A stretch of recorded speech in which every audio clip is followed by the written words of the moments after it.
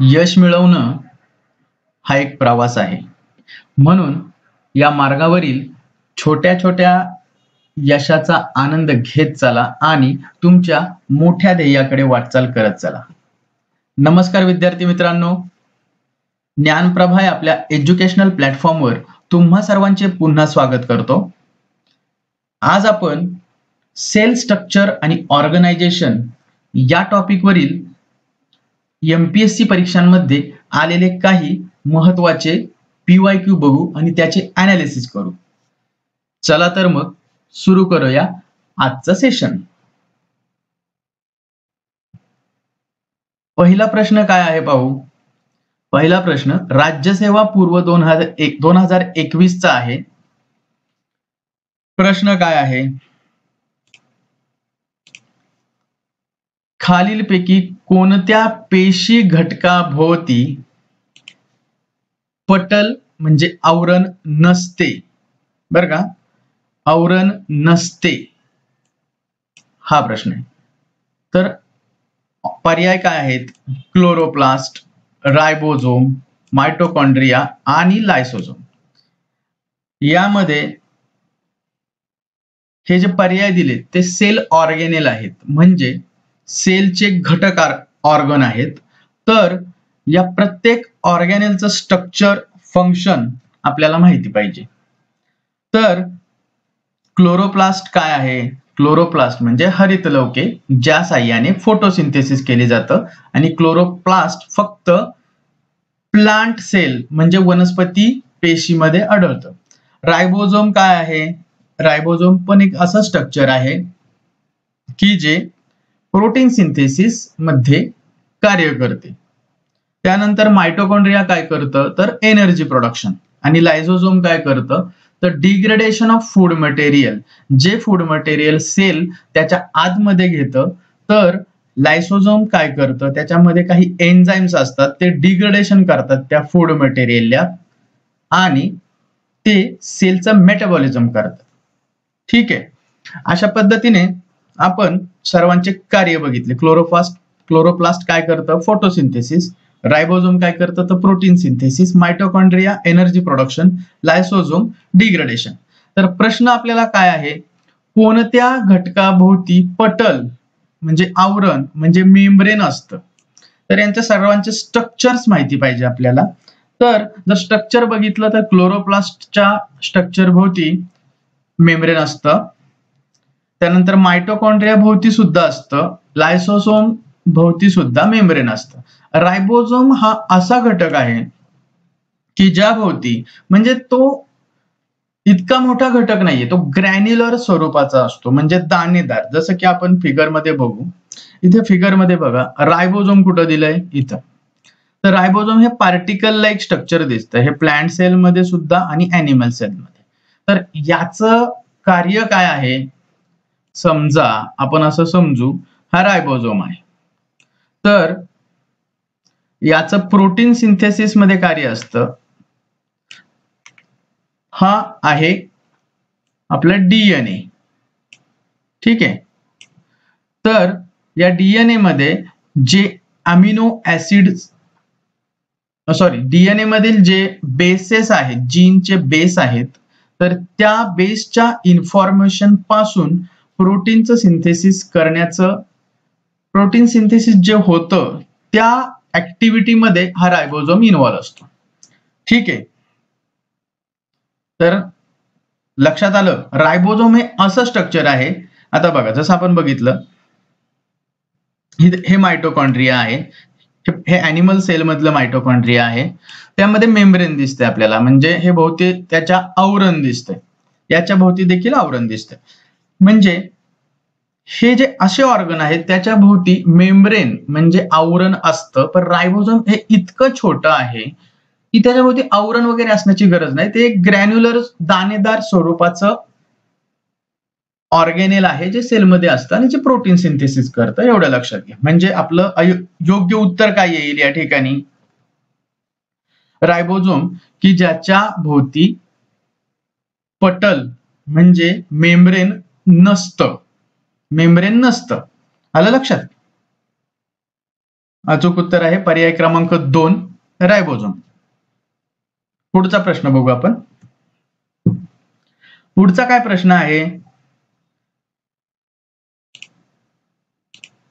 कोणती प्राणी पेशी मेदाचे संश्लेषण, संग्रहण आणि चयापचय करते?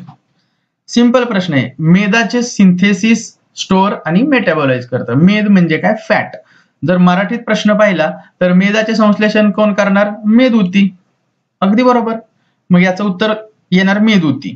तर याच्यामध्ये पर्याय काय आहेत बघा, इपिथेलियल टिश्यू, कनेक्टिव्ह टिश्यू आणि मसल टिश्यू. याबद्दलही आपण माहिती बघू. इपिथेलियल टिश्यू काय आहे? जर ते आपल्या स्किनचे कव्हर आहेत आणि आतील ऑर्गन जे आहेत, म्हणजे जसं की लिव्हर झालं, तुमचं पॅन्क्रियास झालं, या इंटरनल ऑर्गनचं कव्हरिंग सुद्धा जे बनलेलं आहे ते इपिथेलियल टिश्यूने बनलेलं असतं. ठीक आहे, कव्हरिंग. त्यानंतर ऍडिपोज टिश्यू, जे इंग्लिशमध्ये मेदऊतीला म्हणतात ऍडिपोज टिश्यू. ऍडिपोज टिश्यूचं काम काय आहे? तर फॅट सिंथेसिस, स्टोरेज. ठीक आहे, आणि त्याला बॉडी फॅट, ऍडिपोज टिश्यूलाच बॉडी फॅट असंही म्हणतात, हेही लक्षात घ्या. त्यानंतर कनेक्टिव्ह टिश्यूचं काम काय आहे? तर support, connect and protect other tissues and organs. तर टिश्यूला जोडण्याकरता कनेक्टिव्ह टिश्यू काम करतात. त्यानंतर मसल टिश्यू जे आहेत, स्नायू ऊती ज्या आहेत, त्यांचं काय काम आहे? तर मुवमेंट, बॉडीच्या मुवमेंटसाठी कोण कारणीभूत आहे? तर मसल टिश्यू. ठीक आहे, हे लक्षात घ्या. प्रत्येक टिश्यूचे कार्य लक्षात घ्या. इपिथेलियल काय आहे? तर प्रोटेक्टिव्ह लेअर आहे. ऍडिपोज काय आहे? तर फॅट सिंथेसिस, डिग्रेडेशन, स्टोरेज, हे त्यांचं कार्य आहे. कनेक्टिव्ह टिश्यू काय आहे? दोन टिश्यूला जोडण्याचं कार्य कनेक्टिव्ह टिश्यू करतं. मसल काय करतं? तर बॉडीची हालचाल करण्याचं जे कार्य आहे, जे अशा सेल्स असतात ते ज्या कनेक्टिव्ह टिश्यू मधल्या सेल्स काय करतात? तर त्या बॉडीच्या मुवमेंटसाठी कॉन्ट्रॅक्ट पण होतात. म्हणजे थोडक्यात सांगायचं झालं, आपलं बॉडी जी मुवमेंट होतं, हार्टची जी मुवमेंट आहे, तर ती कॉन्ट्रॅक्ट होणं, त्यानंतर प्रसरण पावणं, या ज्या मुवमेंट आहेत, तर त्याला कारणीभूत आहे मसल टिश्यू. ठीक आहे, त्यामध्ये सुद्धा प्रकार आहेत मसल टिश्यू, कोणकोणत्या प्रकारचे आहेत. पण इथे लक्षात घ्या, प्रत्येक टिश्यू ग्रुपचं, टिश्यू प्रकाराचं कार्य काय आहे? प्रत्येक टिश्यू वेगवेगळ्या कार्यासाठी बनलेला आहे. ठीक आहे, हा राज्यसेवा पूर्व 2014चा प्रश्न होता. चला तर मग पुढे बघू. पुढचा प्रश्न आहे राज्यसेवा पूर्व 2020चा. प्रश्न काय आहे? सार्कोमेअर बद्दल सत्य विधान कोणतं आहे ते बघायचं. तर सार्कोमेअर म्हणजे काय ते पहिल्यांदा बघू. सार्कोमेअर काय आहे? तर बेसिक कॉन्ट्रॅक्टाईल युनिट. कशाचं? तर मसल फायबरचं. मसल फायबर जे आपण बघितलं, मसल टिश्यू ज्या असतात त्या बॉडी मुवमेंटचं कार्य करतात. त्यामधील कॉन्ट्रॅक्टाईल युनिट म्हणजे त्या फायबरचं, मसल फायबरचं युनिट जे आहे त्याला सार्कोमेअर असं म्हणतात. म्हणजे सार्कोमेअर्स ने मिळून तयार होणाऱ्या फायबरला मसल फायबर असं म्हणतात. ठीक आहे, हे त्याचं स्ट्रक्चरल आणि फंक्शनल युनिट आहे. ते कशाने बनलेलं आहे? ऍक्टिन आणि मायोसिन या दोन फिलामेंटने बनलेलं आहे, हे लक्षात घ्या. तर इथं दोन विधानं दिलीत प्रश्नामध्ये, त्यातील कोणतं सत्य विधान आहे ते ओळखायचं आपल्याला. तर विधानं काय आहेत? सार्कोमेअर हे कोणत्याही तंतूचे खंड आहेत. बरोबर आहे. तर ते काय आहेत? सेगमेंट ऑफ फायबर आहेत. मसल फायबरचे सेगमेंट आहेत, त्यामुळे पहिलं विधान पण बरोबर आहे. त्यानंतर दुसरं काय? It is a unit of histological structure and physiological action. म्हणजे स्ट्रक्चरचं युनिट आहे आणि ऍक्शनचं पण युनिट आहे. आलं लक्षात? म्हणजे स्ट्रक्चरल युनिट सुद्धा सार्कोमेअर आहे. कशाचं? तर मसल फायबरचं. आणि फिजिओलॉजिकल म्हणजे काय? तर त्या मसल फायबरमध्ये जे मेकॅनिझम होतं त्याचं युनिट, त्याच्या ऍक्शनचं युनिट, जे कॉन्ट्रॅक्शन होतं त्याचं युनिट सुद्धा सार्कोमेअर आहे. त्यामुळे ही दोन्ही विधानं बरोबर येतात, म्हणून आपला योग्य पर्याय आहे पर्याय क्रमांक 3. दोन्ही विधानं योग्य आहेत, ए आणि बी. आलं लक्षात? तर सार्कोमेअर हे काय आहे तर मसल फायबरचं स्ट्रक्चरल आणि फंक्शनल युनिट आहे, हे लक्षात घ्या. टर्मिनॉलॉजी लक्षात घ्या, इंग्लिशमध्ये आणि मराठीमध्येही त्या टर्म्स लक्षात आल्या पाहिजेत.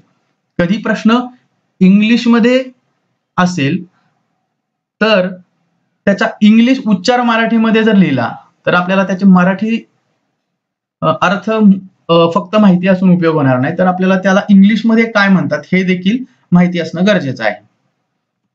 नेक्स्ट प्रश्न बघू. राज्यसेवा पूर्व 2007 चा प्रश्न आहे. प्रश्न काय आहे, जैविक शास्त्राच्या कोणत्या शाखेत पेशींचा अभ्यास करतात? काय दिलंय? पेशींचा अभ्यास. तर पेशींचा अभ्यास कशात करतात? सायटॉलॉजी मध्ये. अगदी सोपा प्रश्न आहे. सायटॉलॉजी म्हणजे काय तर पेशींचा अभ्यास. स्टडी ऑफ सेल्सला काय म्हणतात? सायटॉलॉजी. यातील पर्यायांचा पण आपण अभ्यास करू. पर्याय बघा, पहिला पर्याय काय आहे? हिस्टॉलॉजी. हिस्टॉलॉजी मध्ये काय करतात? The study of tissue and organ. ठीक आहे, टिश्यू आणि ऑर्गनचा अभ्यासाला हिस्टॉलॉजी म्हणतात. सायकोलॉजी आपल्याला माहिती आहे, ह्युमन माइंडच्या स्टडीला सायकोलॉजी म्हणतात. तर फिजिओलॉजी काय आहे तर study of the mechanism of living things, म्हणजे इंटरनल मेकॅनिझम जे आहे लिव्हिंग थिंग्सचं त्याला फिजिओलॉजी असं म्हणतात. ओके, आलं लक्षात? तर सायटॉलॉजी म्हणजे काय? स्टडी ऑफ सेल, हे लक्षात घ्या. सिंपल प्रश्न होता. नेक्स्ट प्रश्न आहे STI पूर्व 2011 चा. प्रश्न काय आहे? पेशीमधील टिंबटिंबांना पेशींचे ऊर्जा केंद्र म्हणतात. अगदी इझी आणि कॉमन प्रश्न आहे. आपल्याला इथं प्रत्येक सेल ऑर्गॅनेलचं कार्य माहिती पाहिजे, त्याचं फंक्शन माहिती पाहिजे आणि स्ट्रक्चर देखील माहिती पाहिजे. पहिला प्रश्न आपण त्याच्या स्ट्रक्चरवर आधारित बघितलाय, हा प्रश्न त्याच्या फंक्शन्सवर आधारित आहे. पर्याय काय आहेत? ऊर्जा केंद्र कशाला म्हणतात? पेशींचे ऊर्जा केंद्र. पर्याय काय आहेत? हरितलवके. हरितलवके काय करतं तर ते करतं फोटोसिंथेसिस. मग त्याचं ते ऊर्जा केंद्र आहे का? नाही. तंतुकणिका काय करतं म्हणजे मायटोकॉन्ड्रिया काय करतं तर ते ऊर्जा प्रोड्यूस करायचं काम करतं. म्हणजे ऊर्जा केंद्र कोणतं असेल? तंतुकणिका. आपलं बरोबर उत्तर आहे पर्याय क्रमांक 2 तंतुकणिका. त्यानंतर रायबोझोम, जसं आपण पहिल्या प्रश्नामध्ये बघितलं, रायबोझोम काय कार्य करतं तर प्रोटीन सिंथेसिसचं. ठीक आहे, त्यामुळे रायबोझोम पण नाही येणार. आणि लायकारिका म्हणजे लायझोझोम हे डिग्रेडेशनचं काम करतं, त्यामुळे ते पण नाहीये. म्हणून पेशींचं ऊर्जा केंद्र कशाला म्हणतात तर मायटोकॉन्ड्रिया म्हणजे तंतुकणिका यांना पेशींचे ऊर्जा केंद्र असे म्हणतात. लक्षात घ्या, सर्व सेल ऑर्गेनल आहेत त्यांचे स्ट्रक्चर आणि फंक्शन महत्वाचे आहेत. पुढचा प्रश्न बघू. PSI पूर्व 2011 चा प्रश्न आहे. जीवाणूंमधील प्रजननाची सर्वात प्रभावी पद्धत टिंबटिंब आहे. The most effective method of reproduction in bacteria is. आलं का लक्षात? तर म्हणजे यांचं प्रश्नाचं काय म्हणणं आहे, जीवाणू म्हणजे बॅक्टेरियामध्ये रिप्रोडक्शनसाठी ज्या पद्धती आहेत विविध, त्यापैकी मोस्टली कोणती आढळून येते बॅक्टेरियाच्या रिप्रोडक्शनसाठी? तर लक्षात घ्या मित्रांनो, बडिंग. बडिंग म्हणजे काय तर एक प्लांट्स मध्ये रिप्रोडक्शनसाठी ही बडिंग ही पद्धत असते. म्हणजे एक बड येते त्या प्लांटला आणि त्यापासून त्या प्लांट्सचं नवीन प्लांट मध्ये रूपांतर होतं. तर असं काही बॅक्टेरियामध्ये होत नाही, त्यामुळे बडिंग ही प्रोसेस बॅक्टेरियामध्ये आढळत नाही. रिजनरेशन मध्ये काय होतं? रिजनरेशन म्हणजे काय, जर बघा एखाद्या झाडाची फांदी आपण लावली तर ती फांदी पूर्ण झाडामध्ये वाढू शकते, डेव्हलप होऊ शकते, त्याला रिजनरेशन असं म्हणतात. ठीक आहे, म्हणजे जसं गुलाबाचं एक आपण फांदी जर लावली तर त्या गुलाबाच्या फांदीपासून पूर्ण त्या गुलाबाचं रोप विकसित होऊ शकतं, याला म्हणतात रिजनरेशन. बॅक्टेरियामध्ये असं काही आढळून येत नाही. त्यानंतर बायनरी फिशन महत्वाचा मुद्दा आहे. बायनरी फिशन मध्ये काय होतं बघा, एक बॅक्टेरिया असतो, त्या बॅक्टेरियाचं रिप्रोडक्शन होताना काय होतं, त्यातील सर्व घटक, एका बॅक्टेरियामधले सर्व घटक डुप्लिकेट मध्ये होतात, इन्क्लुडिंग न्यूक्लियस, म्हणजे त्याचं जे केंद्रक आहे ते सुद्धा 2 भागांमध्ये विभागलं जातं आणि एका बॅक्टेरियाचे 2 बॅक्टेरिया होतात. आलं लक्षात? या पद्धतीला बायनरी फिशन किंवा द्विविखंडन असं म्हणतात. तर हीच पद्धत मेनली बॅक्टेरियामध्ये रिप्रोडक्शनसाठी आढळून येते. म्हणजे आपलं योग्य उत्तर आहे पर्याय क्रमांक 3 बायनरी फिशन.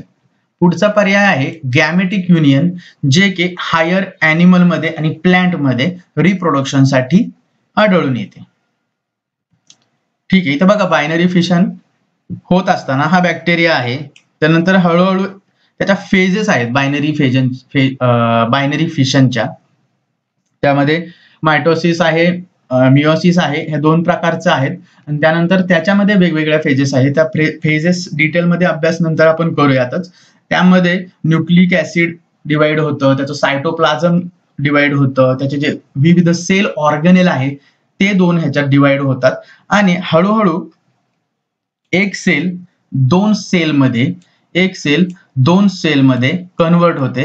एक सेल डिवाइड होते 2 सेलमध्ये आणि 2 वेगवेगळ्या, एकापासून 2 वेगवेगळ्या सेल्स तयार होतात. तर ही रिप्रोडक्शनची पद्धत बॅक्टेरियामध्ये मोस्टली आढळून येते, हे लक्षात घ्या. नेक्स्ट प्रश्न आहे PSI पूर्व 2011चा. अस्पष्ट केंद्रकयुक्त पेशी टिंब मध्ये आढळतात. प्रोकॅरियोटिक सेल्स आर फाउंड इन प्रोकॅरियोटिक. अस्पष्ट केंद्र. तर इथे आपल्याला प्रोकॅरियोटिक आणि युकॅरियोटिक सेल्स म्हणजे काय हे माहिती पाहिजे. सेल्स या 2 प्रकारच्या असतात, प्रोकॅरियोटिक आणि युकॅरियोटिक. प्रोकॅरियोटिक म्हणजे काय, ज्यांचं केंद्रक, ज्या पेशींचं केंद्रक अस्पष्ट असतं, म्हणजे त्याच्या भोवती, त्याच्या न्यूक्लियस भोवती, त्याच्या केंद्रक भोवती आवरण नसतं, अशा पेशींना प्रोकॅरियोटिक. आणि ज्या पेशींमधील न्यूक्लियस मटेरियल म्हणजे डीएनए त्याचं जे आहे त्याच्या भोवती आवरण असतं, न्यूक्लियस मेम्ब्रेन असतं, अशा पेशींना युकॅरियोटिक म्हणतात. म्हणजे काय, प्रोकॅरियोटिक ह्या प्रायमरी आहेत आणि त्यानंतर डेव्हलप होऊन युकॅरियोटिक सेल्स झालेल्या आहेत. म्हणजे थोडक्यात प्रोकॅरियोटिक सेल्स ह्या आधी डेव्हलप झाल्यात आणि त्यानंतर युकॅरियोटिक सेल डेव्हलप झाल्या. युकॅरियोटिक सेल्स ह्या हायर ऑर्गॅनिझम मध्ये आणि प्रोकॅरियोटिक सेल्स या लोअर ऑर्गॅनिझम मध्ये आढळतात. तर या ठिकाणी बॅक्टेरियामध्ये प्रोकॅरियोटिक सेल आढळते, अमिबामध्ये युकॅरियोटिक आहे, हायड्रामध्ये युकॅरियोटिक आहे आणि रेड सेल्स ज्या रक्तपेशी आहेत त्याच्यामध्ये तर न्यूक्लियस नसतंच. त्यामुळे त्याला अस्पष्ट प्रोकॅरियोटिक सेल असं म्हणता येणार नाही, त्यांना त्याचं केंद्रक नसतंच. तर अस्पष्ट केंद्रकयुक्त पेशी कोणत्या आहेत, तर बॅक्टेरियल सेल ह्या अस्पष्ट केंद्रकयुक्त म्हणजे प्रोकॅरियोटिक सेल्स आहे. आलं लक्षात? प्रोकॅरियोटिक युकॅरियोटिक हा डिफरन्स महत्वाचा आहे. सेल मेम्ब्रेन तर नसतंच, सेल वॉलच्या संदर्भात सांगता येईल की प्रोकॅरियोटिक मध्ये सेल वॉल असते, परंतु युकॅरियोटिक सेल मध्ये सेल वॉल ॲनिमल सेल मध्ये नसते तर प्लांट सेल मध्ये असते. ठीक आहे, महत्वाचा फरक हा न्यूक्लियस मेम्ब्रेन जे केंद्रकाचं आवरण आहे त्याच्यामध्ये आहे. प्रोकॅरियोटिक मध्ये न्यूक्लियसला मेम्ब्रेन नसतं तर युकॅरियोटिक मध्ये न्यूक्लियसला मेम्ब्रेन असतं. ठीक आहे, पुढचा प्रश्न STI पूर्व 2012चा आहे. प्रश्न काय आहे, प्रश्न अगदी सिंपल आहे. पेशी हे नाव कोणत्या शास्त्रज्ञाने प्रथम वापरात आणले? पेशी म्हणजे सेल ही टर्म कुणी सुरू केली, कोणी कॉइन केली असं म्हणता येईल. तर इथं काही शास्त्रज्ञांची नावं दिलीत. जगदीशचंद्र बोस यांचं कार्य काय आहे ते आपल्याला माहिती आहेच. जगदीशचंद्र बोस यांनी प्लांट्स मध्ये लिव्हिंग ऑर्गॅनिझमच्या कॅरेक्टरिस्टिक आहेत याबद्दल त्यांचा अभ्यास आहे, त्यामुळे हा ऑप्शन नाहीये. कॅमिलो गोल्गी या शास्त्रज्ञांनी Golgi apparatus one of the cell organelle आहे, त्याचं फर्स्ट डिस्कवरी जी केली ती कॅमिलो गोल्गी यांनी केली, त्यामुळे हा पर्याय पण चुकीचा येईल. रॉबर्ट हुक, नाव लक्षात ठेवा, रॉबर्ट हुक यांनी पहिल्यांदा मायक्रोस्कोप मधून सेल्सचं ऑब्झर्वेशन केलं आणि सेल हे लिव्हिंग ऑर्गॅनिझमचं युनिट आहे असं त्यांनी पहिल्यांदा थिअरी मांडली. म्हणून रॉबर्ट हुक हे पर्याय आपलं योग्य पर्याय आहे. पर्याय क्रमांक 3 रॉबर्ट हुक हे योग्य उत्तर येईल. पेशी हे नाव रॉबर्ट हुक या शास्त्रज्ञांनी प्रथम वापरात आणले. ठीक आहे. बघा, जगदीशचंद्र बोस प्लांट्स बद्दल त्यांचं कार्य आहे. कॅमिलो गोल्गी ॲपॅरेटस किंवा गोल्गी कॉम्प्लेक्स ची डिस्कवरी केली. रॉबर्ट हुकने काय केलं तर सेल, पहिलं ऑब्झर्वेशन सेल्सचं रॉबर्ट हुकने केलं. आणि रॉबर्ट ब्राउन यांचं काय तर न्यूक्लियस, सेलचं न्यूक्लियसचं पहिलं ऑब्झर्वेशन कोणी मांडलं असेल तर रॉबर्ट ब्राउन, हे लक्षात घ्या. पेशीचं पहिलं ऑब्झर्वेशन रॉबर्ट हुक आणि कंपाऊंड मायक्रोस्कोप, जो इनिशियल लेवलचा कंपाऊंड मायक्रोस्कोप आहे, दोन भिंग ठेवून जे कंपाऊंड मायक्रोस्कोप करण्याचा प्रयत्न पहिला कोणी केला असेल तर रॉबर्ट हुक यांनी केला. पुढचा प्रश्न राज्यसेवा पूर्व 2014चा आहे. प्रश्न व्हायरस विषयी आहे. तर व्हायरस काय आहेत असा प्रश्न आहे. व्हायरसेस आर, तर काय आहेत, युनिसेल्युलर ऑर्गॅनिझम आहेत का, सेल्युलर ऑर्गॅनिझम आहेत का, युनिसेल्युलर एक पेशीय जीव आहेत का, तर नाही. एक पेशीय जीव कोणते, बॅक्टेरिया. ठीक आहे. सेल्युलर विदाऊट सेल वॉल असं म्हणता येईल का, नाही, कारण सेलच नाही, ते सेल्युलर ऑर्गॅनिझम नाहीये, तर विदाऊट सेल वॉल वगैरेचा संबंध नाही. सेल्युलर विदाऊट सेल वॉल जर म्हणायचं म्हणलं तर मायकोप्लाझ्मा हे विदाऊट सेल वॉल असतात आणि ॲनिमल सेल्स या विदाऊट सेल वॉल असतात. मल्टीसेल्युलर ऑर्गॅनिझम्स, विषाणू म्हणजे व्हायरस हे मल्टीसेल्युलर आहेत का, म्हणजे अनेक सेल्सने बनलेले आहेत का, अजिबात नाही. तर व्हायरसेस बद्दल सांगायचं झालं तर नॉन सेल्युलर ऑर्गॅनिझम आहे. असं का म्हणतात बरं, नॉन सेल्युलर ऑर्गॅनिझम? या प्रश्नाचं अचूक उत्तर पर्याय क्रमांक 4 अपेशीय जीव आहेत व्हायरस, म्हणजे नॉन सेल्युलर ऑर्गॅनिझम आहेत. का बरं व्हायरसेसला अपेशीय जीव असं म्हणतात? कारण त्यांचं स्ट्रक्चर बघा कसं आहे. हे काही व्हायरसचे स्ट्रक्चर आहेत. हे बॅक्टेरियोफाज आहे, म्हणजे बॅक्टेरियाला इन्व्हेड करणारे व्हायरसेस आहेत. काही हे ह्युमन व्हायरस पॅथोजन असतात बऱ्यापैकी. तर या व्हायरस काय करतात, यांच्यामध्ये डीएनए किंवा आरएनए एखादं न्यूक्लिक ऍसिड मटेरियल असतं. ठीक आहे. आणि हे वरती जे आहे ते प्रोटीन कव्हर असतं. इतकं त्यांचं सिंपल स्ट्रक्चर आहे. ज्या वेळेस हे व्हायरसेस होस्टच्या, म्हणजे समजा ही होस्ट सेल आहे, ही होस्ट सेल आहे, याच्या बाहेर असतात, त्यावेळेस हे सर्व व्हायरसेस बिहेव करतात की नॉन लिव्हिंग असल्यासारखं, म्हणजे त्यांच्यात काही लिव्हिंग ऑर्गॅनिझम सारख्या काही कॅरेक्टरिस्टिक दिसत नाही, ते निर्जीव असल्यासारखं असतात. परंतु ज्या वेळेस होस्टच्या सेलमध्ये ते प्रवेश करतात, ज्यावेळेस इथं जाणार हे व्हायरस, त्यावेळेस ते ऍक्टिव्ह होतात आणि त्या सेलला डॅमेज करतात. या गुणधर्मामुळे नॉन सेल्युलर ऑर्गॅनिझम अपेशीय जीव म्हणतात. म्हणजे पेशी तर नाहीये त्याच्यामध्ये, परंतु त्यांचा ऍक्टिव्हनेस फक्त होस्ट सेल मध्येच आढळून येतो. ज्यावेळेस ते होस्ट सेलच्या बाहेर असतात त्यावेळेस ते इनऍक्टिव्ह असतात, हे लक्षात घ्या. बघूयात. क्लर्क मेन्स 2017चा प्रश्न आहे. प्रश्न काय आहे, कोणत्या शास्त्रज्ञाने 2 भिंगे वापरून सूक्ष्मदर्शकाचा शोध लावला, त्यास नंतर संयुक्त सूक्ष्मदर्शक म्हणून संबोधण्यात आले. इथं तुम्हाला मायक्रोस्कोपची हिस्ट्री म्हणजे मायक्रोबायोलॉजीची डेव्हलपमेंट हिस्ट्री माहिती पाहिजे, म्हणजे शास्त्रज्ञ आणि त्याचं कार्य हे माहिती पाहिजे. कोणत्या शास्त्रज्ञाने कोणतं कार्य केलं, त्यामध्ये काही शास्त्रज्ञांची नावं जसं की रॉबर्ट हुक म्हणा, ही लक्षात राहिली पाहिजे. तर इथे प्रश्न काय आहे, 2 भिंगांचा वापर करून साधा सूक्ष्मदर्शक तयार केला आणि त्यानंतर त्याचं डेव्हलपमेंट कंपाऊंड मायक्रोस्कोप म्हणजे संयुक्त मायक्रोस्कोप सूक्ष्मदर्शक मध्ये करण्यात आलं. तर असं कोणतं शास्त्रज्ञ आहे, जसं की आपण बघितलं रॉबर्ट हुक या शास्त्रज्ञाने काय केलं होतं, तर पहिलं ऑब्झर्वेशन आहे जे सेल्सचं, ते ऑब्झर्वेशन रॉबर्ट हुक या शास्त्रज्ञाने केलं होतं. त्यांनीच सेल ही टर्म आणली. म्हणून या प्रश्नाचं अचूक उत्तर आहे पर्याय क्रमांक 3, रॉबर्ट हुक.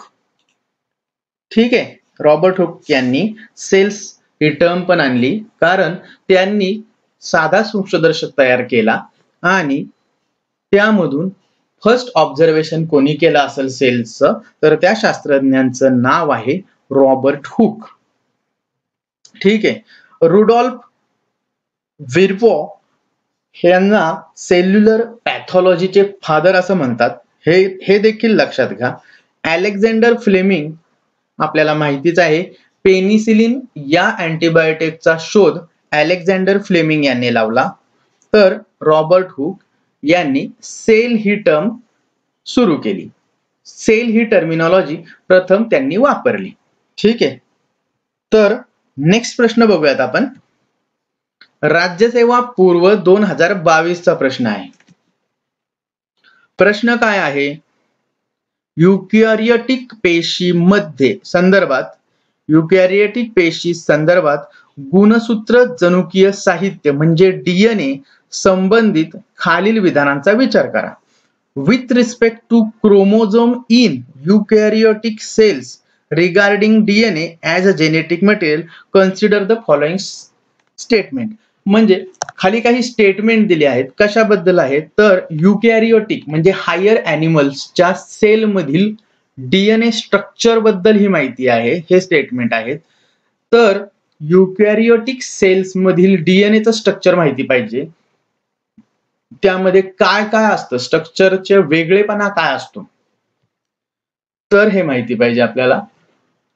तर त्या माहितीनुसार आपण जी विधानं दिली आहेत त्यामधील योग्य विधान अयोग्य विधान ठरवू शकतो. पहिलं विधान काय आहे बघा, युकॅरियोटिक पेशीतील गुणसूत्रांमध्ये डीएनए सोबत हिस्टोन हे प्रथिन असतं. तर असतं का, एक अगदी बरोबर, हिस्टोन प्रोटीन फक्त युकॅरियोटिक सेल्स मधील डीएनए सोबत असतं. तर प्रोकॅरियोटिक सेल्सच्या डीएनए मध्ये हिस्टोन नावाचं प्रोटीन नसतं. हा अतिशय महत्वाचा मुद्दा आहे. हिस्टोन हे प्रोटीन कोणत्या सेल्स मध्ये असतं, तर युकॅरियोटिक सेल्स मधील डीएनए हे हिस्टोन सोबत असतात. ओके, हिस्टोन हे प्रोटीन फक्त युकॅरियोटिक सेल्स मध्ये आढळतं. त्यानंतर पुढचं विधान काय आहे, या प्रथिनामध्ये आर्जिनिन आणि लायसिन हे काय आहेत, हे आहेत अमिनो ऍसिड, ते जास्त प्रमाणात सहभागी असतात असं म्हटलंय. तर हे आहेत बेसिक अमिनो ऍसिड, म्हणजे काय, आम्लारी गुणधर्म असलेले अमिनो ऍसिड आहेत. तर त्यांचं प्रमाण या हिस्टोनच्या स्ट्रक्चर मध्ये, म्हणजे हिस्टोन हे काय आहे, प्रोटीन. ठीक आहे, प्रोटीन कशाचं बनलेलं असतं, तर ते अमिनो ऍसिड्सचं बनलेलं असतं. तर या अमिनो ऍसिड्सने बनलेल्या प्रोटीन मध्ये आर्जिनिन आणि लायसिन या 2 अमिनो ऍसिड्सचं प्रमाण जास्त आहे. म्हणजे काय, तर या बेसिक आर्जिनिन आणि लायसिन या अमिनो ऍसिडचं प्रमाण जास्त आहे हिस्टोन मध्ये. तर हे विधान सुद्धा बरोबरच आहे. ठीक आहे. त्यानंतर पुढचं विधान काय आहे, या प्रथिनांमध्ये ट्रिप्टोफॅन या मूलभूत आम्लाचा अभाव असतो. हिस्टोन मध्ये ट्रिप्टोफॅन हे अमिनो ऍसिड नसतं असं म्हणणं आहे. तर हे पण विधान बरोबर आहे. ट्रिप्टोफॅन अमिनो ऍसिड हे सनलाइट ला सेन्सिटिव्ह आहे. सनलाइटला एक्सपोज झाल्यानंतर त्याचं ऑक्सिडेशन होतं. ऑब्विसली जर हिस्टोन मध्ये ट्रिप्टोफॅन असेल तर हिस्टोनच्या स्ट्रक्चर मध्ये बदल होऊ शकतो अंडर द सनलाइट. म्हणून ट्रिप्टोफॅन नावाचं अमिनो ऍसिड हिस्टोन या प्रोटीन मध्ये नसतं. त्यानंतर आर्जिनिन आणि लायसिन यांचं प्रमाण जास्त असतं. ही तिन्ही विधानं हिस्टोनच्या बाबतीत अगदी बरोबर आहेत. म्हणून आपलं या प्रश्नाचं उत्तर येईल वरील तिन्ही विधाने बरोबर आहेत. पर्याय क्रमांक 2. लक्षात आलं. राज्यसेवा पूर्व 2022 चा प्रश्न आहे. हिस्टोन या प्रोटीनवर आहे. हिस्टोन हे प्रोटीन युकॅरियोटिक सेल्सच्या डीएनए सोबत आढळतं आणि त्या हिस्टोन प्रोटीनचे स्ट्रक्चर कसं आहे, बायो केमिकल लेवलवर जे स्ट्रक्चर आहे त्याचा अभ्यास महत्वाचा आहे. आलं लक्षात. या 2-3 गोष्टी लक्षात घ्या. हिस्टोन प्रोटीन युकॅरियोटिक सेलमध्ये असतं. आर्जिनिन आणि लायसिन या बेसिक अमिनो ऍसिडचं प्रमाण जास्त असतं आणि ट्रिप्टोफॅन नावाचं अमिनो ऍसिड त्याच्यामध्ये नसतं. ठीक आहे. या ठिकाणी हे सेशन आपण संपवतोय. जर कोणाला काही शंका असेल तर कमेंट करा. कोणत्या विषयावर क्वेश्चन आन्सर किंवा क्वेश्चन अनालिसिस घ्यावा असं तुम्हाला वाटतंय तरी सुचवा. व्हिडिओ आवडला असेल तर लाईक करा. त्यानंतर हा व्हिडिओ शेअर करा आणि आमच्या ज्ञानप्रभा या चॅनलला सबस्क्राईब करा. भेटूया नेक्स्ट व्हिडिओमध्ये. तोपर्यंत धन्यवाद.